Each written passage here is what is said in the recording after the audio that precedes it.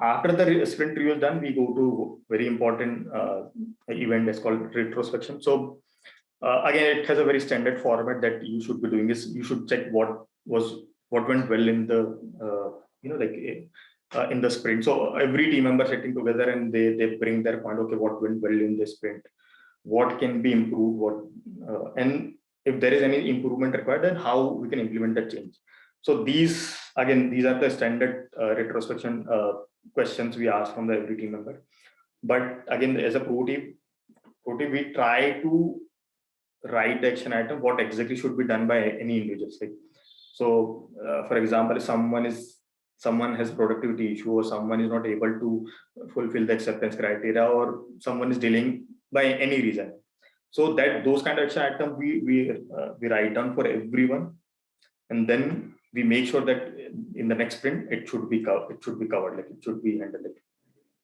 And again, this is a very important thing that we do appreciate everyone, obviously, but we try to come up with someone who is hero of the sprint, so that we have been doing, and it helps everyone. Like it motivates basically. So that is a pro tip. So that should be followed.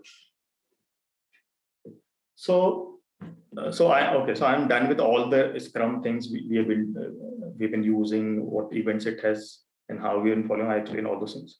But there could be some scenarios, like some exception, basically. Like for example, how do you manage unplanned leaves if there is some team member is they are not available for work? How do we manage it?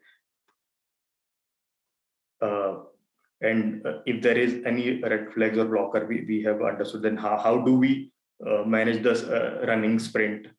Or if there is any urgent fixes, for example, like you already have app on production, something very emergency situation comes for a production fixes. So how do we tackle all this?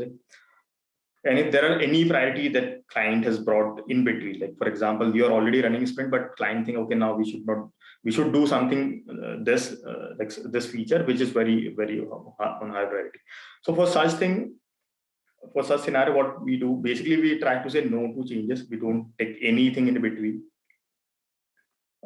Ideally, you should not take any changes, because already you had a lot of things when in the beginning, like you went through all the discussion process and prioritization. So ideally, it should not allow any changes. But in case, again, you may have some such situation. So we try to do two things. The first thing we do is we try to remove some of the low priority things from the sprint. Like for example, if we can replace something which has come on more priority, so we try to skip those items.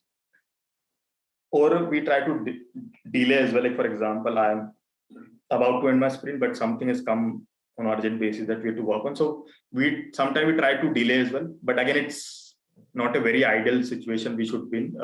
You should stick with your deadlines. But again, you can communicate with the client or your team that, okay, we are delaying these things. So this is how we handle it.